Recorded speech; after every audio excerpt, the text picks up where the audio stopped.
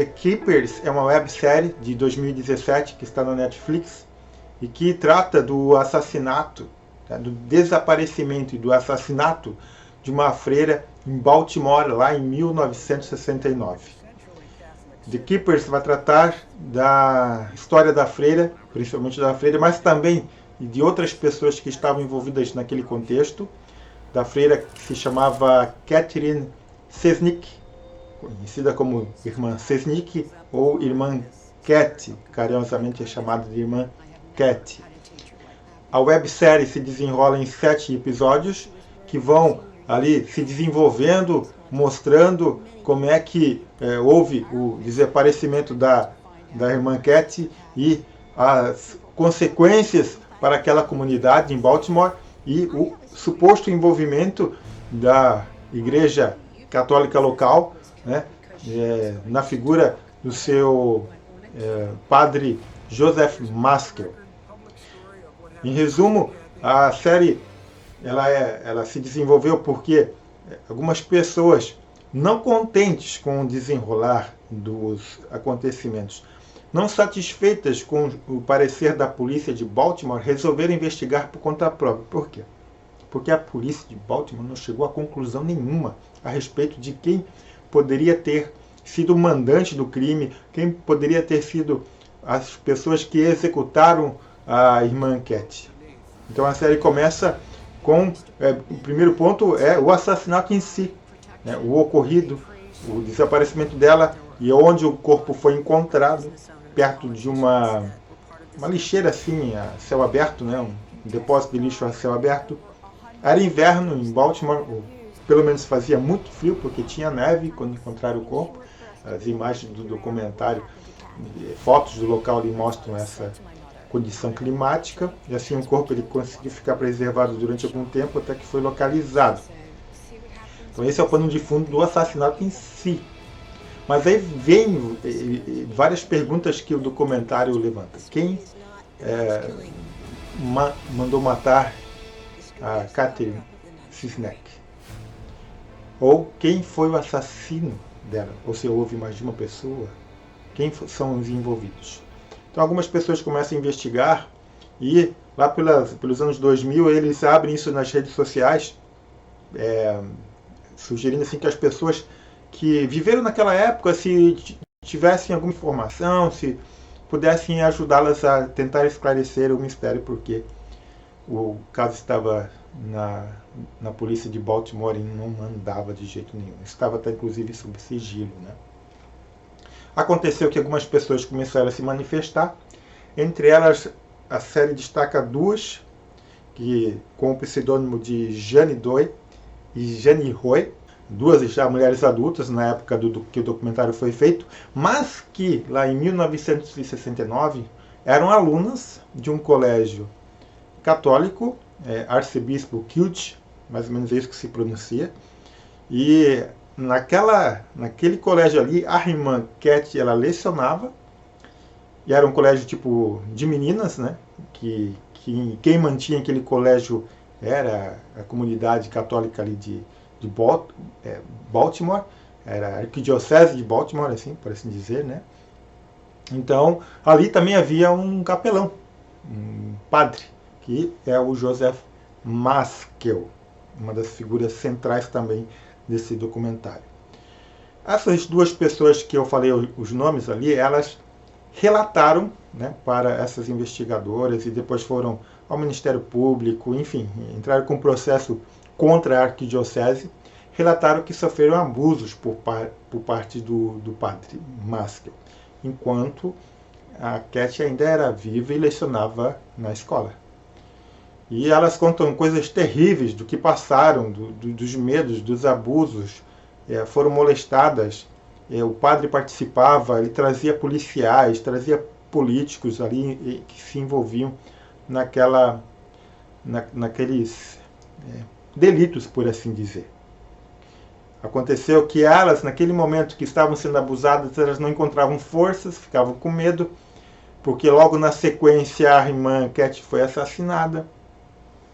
E, claro, elas temiam que isso podia ocorrer com elas. Tem a questão que na década de 60, 69, ali, A Igreja Católica sempre exercia um poder muito forte na comunidade, em Baltimore, e elas temiam assim, puxa, elas eram de famílias católicas, e se elas falassem, será que elas iam ter credibilidade? Era a palavra delas contra um testemunho de um padre que supostamente seria um homem santo.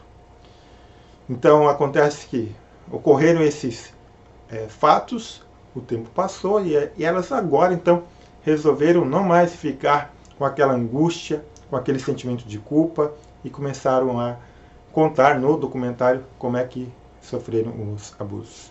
Aí não somente elas, né, depois foram vindo mais pessoas que se sentiram encorajadas a se manifestarem, mulheres na sua maioria, e assim a série vai se desenrolando com esses testemunhos e tentando descobrir, né, quais os envolvimentos de algumas pessoas que conheciam a irmã Cat e o desaparecimento dela. Aí tem as entrevistas da irmã da Cat, os irmãos, algumas pessoas que ainda estavam vivas na época que a Cat lecionava, tinha um cunhado, um tio de uma pessoa suspeito que foi visto perto do apartamento da Cat quando ela desapareceu, enfim, alguém que comentou que havia participado do crime, aí a pessoa lembrou que o cara havia comentado, mas na época eu também não queria levar adiante. Então toda uma atmosfera de medo circuncidava Baltimore naquele período. E destaque também para a ineficiência da polícia de Baltimore, ou eles não fizeram questão de tentar solucionar o caso, ou não tiveram condições. A série trabalha de uma maneira que provavelmente havia um acobertamento ali de pessoas envolvidas. Só lembrando lá que em 1969 as condições técnicas para se coletar provas de crimes eram mais difíceis, mas isso não impedia que a polícia pudesse trabalhar com eficiência. Acontece que foram levantados arquivos, algumas testemunhas viram o padre Maskell enterrar caixas e caixas perto de um cemitério, e quando foram ver essas caixas tinham fotos de mulheres nuas, mulheres em condições assim bastante comprometedoras, e essas caixas foram levadas para a polícia e simplesmente desapareceram. Entre outras provas, cartas que foram recolhidas e que depois a polícia alegou que não havia mais condições de tê-las porque haviam sido perdidas. E algumas outras informações ainda estão sob sigilo. A promotoria de Baltimore achou que não era necessário abrir o caso, de investigar, de indiciar alguém. E nesse meio termo, com o escândalo vindo à tona, essas circunstâncias que estavam ocorrendo, os rumores de abuso da década de 60, final ali, até década de 80 e 90, o padre Maskell acabou sendo transferido, né, de igreja em igreja, de paróquia em paróquia, de comunidade em comunidade, porque começavam a vir alguns relatos de abuso e a igreja de Baltimore acabava então transferindo ele. Não o afastava, não o tirava da sua condição de padre, não, digamos assim, o excomungava, excomunicado lá da igreja, mas ele continuava ali trabalhando. E o último episódio, que surpreende mais é que no último episódio, que se chama Conclusão, são 7, né? No sétimo, as investigadoras encontram um rapaz, que agora já é um homem, né? Mais de 50 anos, e ele fala que foi abusado pelo padre Maskell enquanto participava de uma paróquia, e ele era bem moleque, né? Bem novinho. Ele havia falado então para os pais, né? A mãe dele ficou assim indignada, foi reclamar com a comunidade lá, com a Arquidiocese de Baltimore, e eles simplesmente não tomaram nenhuma atitude, conforme eu havia dito. Eles pegaram então o padre Maskell, tiraram daquela paróquia e colocaram para ser capelão, então, onde a irmã Cat lecionava. Cerca de 2 anos antes do assassinato dela, já havia ocorrido esse abuso de menor, e o padre foi transferido então para esse colégio de meninas, onde a irmã Cat lecionou e onde ele começou a praticar abusos, e que depois a irmã Cat foi assassinada. Então esse é um resumo do documentário da websérie The Keepers, que em inglês significa guardiões, né? Então você pode entender guardiões do que eu entendo que são as pessoas que estão tentando trazer à tona, resgatar, reforçar o que aconteceu com a irmã Kathleen como guardiões de sua memória. Você pode ver, por outro lado, de Keepers como guardiões, talvez uma rede, uma teia de pessoas envolvidas que protegiam-se uns aos outros desses crimes que eles cometiam. E fica a teu critério, você vai ter que ver o documentário para tirar as suas próprias conclusões. Bom, não é novidade para ninguém, né? De lá para cá, de 1969 até mais recentemente, 2010, 2011, 2020, que os escândalos na Igreja Católica vieram à tona. Também é relatado num filme chamado Spotlight, né, a respeito de padres pedófilos em Boston.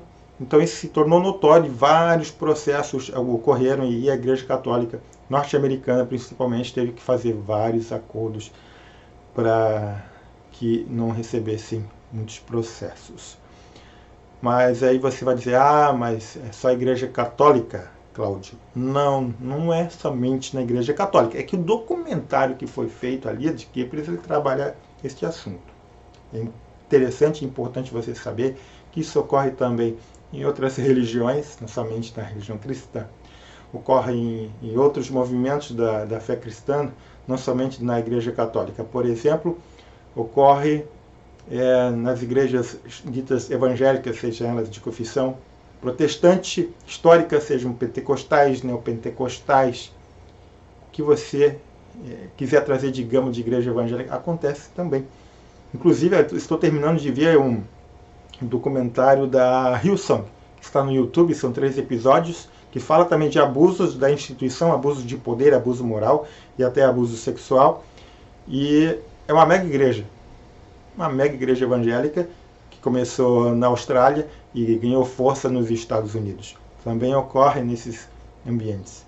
Também ocorreu, por exemplo, no documentário que eu vi sobre o João de Deus no Espiritismo.